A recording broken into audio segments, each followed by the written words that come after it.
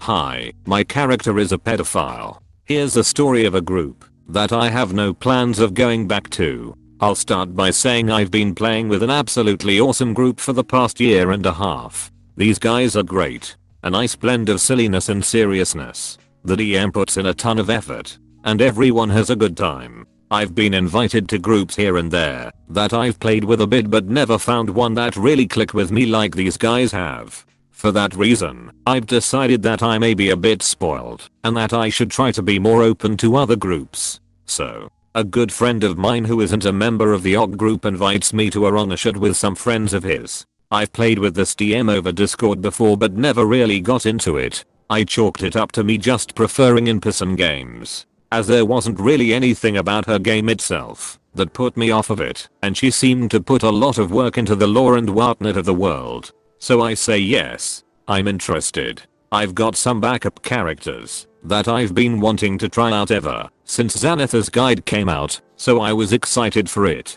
The DM messages us to tell us what the honor shot will be about. Basically, we are going to a town of criminals and scoundrels in order to find a treasure left behind by a sky pirate 100 years ago. Cool. Seems like at least a somewhat serious premise. I decide to make a somewhat serious character. So I roll up my guy, a rogue inquisitor who works as a private investigator.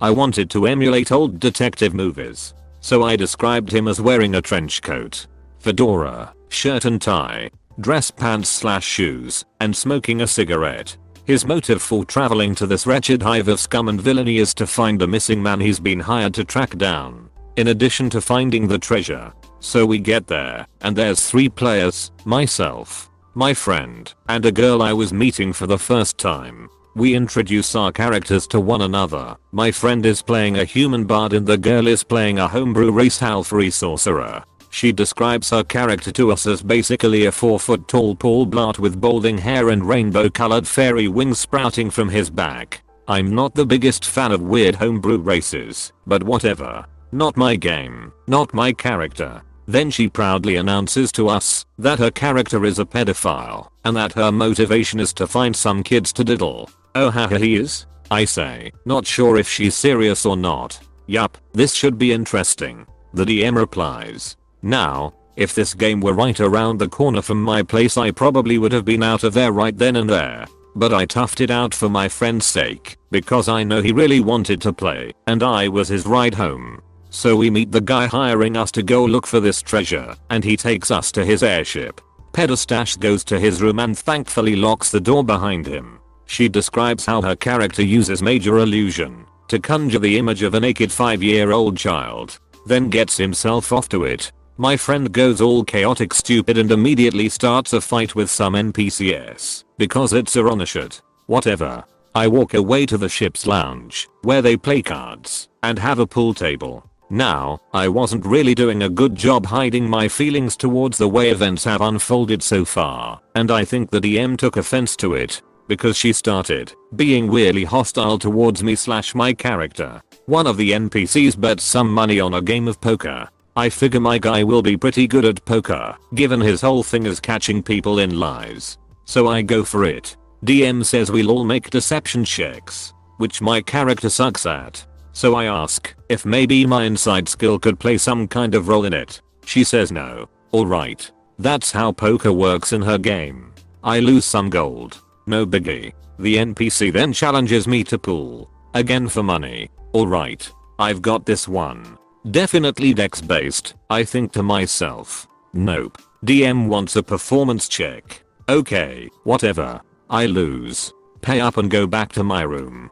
Pedostash continues doing whatever the hell he's doing, and my friend goes to an NPC in the hopes of scoring some ye old cocaine. He's successful. So we land at the town and Pedostash goes to look for a school. Friend and I learn of a cave that might have something useful in it and head over.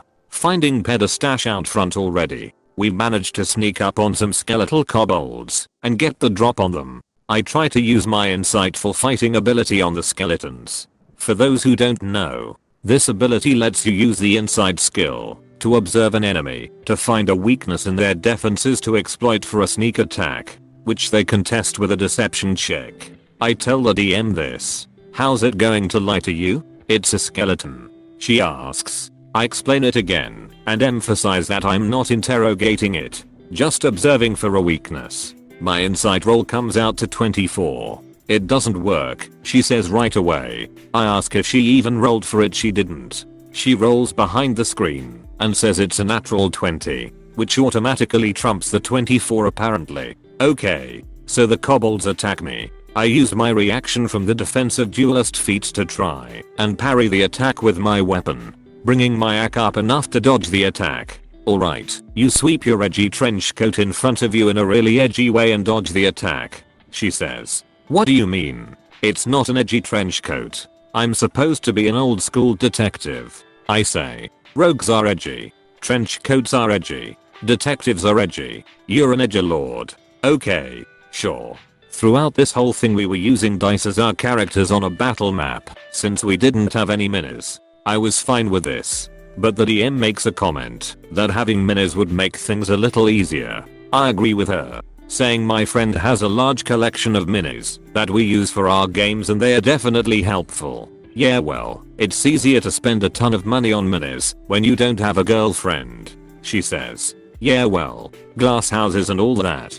Bitch, is what I wanted to say, but I opted to just tell her that I was fine with using dice. I was just agreeing with her statement that minis are better. I also let her know that my friend is actually getting married this year and he can spend his money however the hell he wants. Moving on with the game. We get attacked by a lizard 10 feet above us on the ceiling. It's too far for melee, so I go to hit it with my crossbow, to which the DM informs me that I'll have disadvantage. I ask why. It's 10 feet away. That gives disadvantage on ranged attacks. I tell her I'm pretty sure it's 5 feet to have disadvantage on ranged attacks. Why would I not be able to hit it with a melee attack, but also be at a disadvantage for a ranged attack? It makes no sense. She refuses to budge and insists that I have disadvantage. So I miss. Then it lands on the ground and comes after us.